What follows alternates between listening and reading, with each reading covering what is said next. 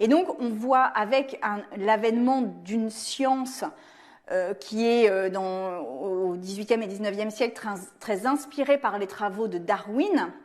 On veut bien, on veut bien essayer de pas se moquer tout le temps de Sardine Rousseau, mais quand même, bienvenue dans la fabuleuse machine à remonter le temps écolo, où la logique, les dates et les faits prennent un aller simple pour l'univers parallèle de la pensée magique. Dernier exploit en date, Sandrine Rousseau, militante, climato-chef et professeur d'économie auto-certifié, nous livre une petite pépite universitaire. Adam Smith et David Ricardo auraient été influencés par Charles Darwin. Petit détail, La richesse des nations d'Adam Smith est sortie en 1776. Darwin est né en 1809, soit 33 ans après la mort de Smith. Bien vu, Sandrine. L'origine des espèces, 1859.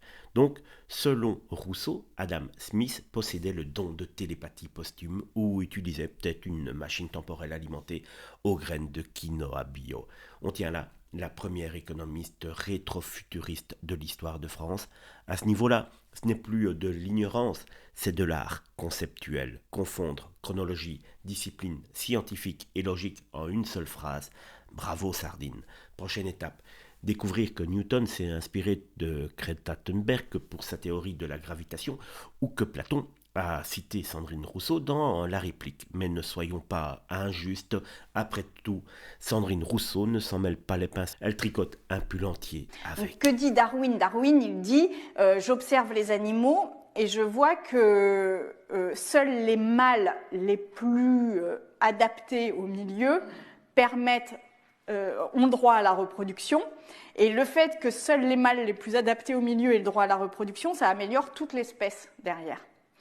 Et alors que Darwin ne fait pas de pont, lui, des animaux vers les humains, derrière, quand même, il y a tout un courant, et en économie en particulier, qui explique que finalement, il faut darwiniser la société, c'est-à-dire que pour les humains, exactement comme pour les animaux, on doit faire en sorte que seuls les mâles les plus adaptés se reproduisent et que si les autres meurent, c'est pas très grave. Et donc, c'est vraiment un libéralisme sauvage, un libéralisme qui laisse, c'est tout le débat entre Ricardo et Smith, il y a quelques économistes dans la salle, sur le fait que Ricardo s'oppose aux lois sur les pauvres, par exemple, parce qu'il dit mais ils doivent mourir, c'est ce que fait Malthus aussi, Malthus, révérend, qui dit mais laissons-les mourir. Et tout cela est inspiré des théories de Darwin, qui dit écoutez, seuls les mâles qui s'en sortent, et en fait il faut opérer une forme de sélection naturelle dans l'espèce humaine, exactement comme dans le règne animal,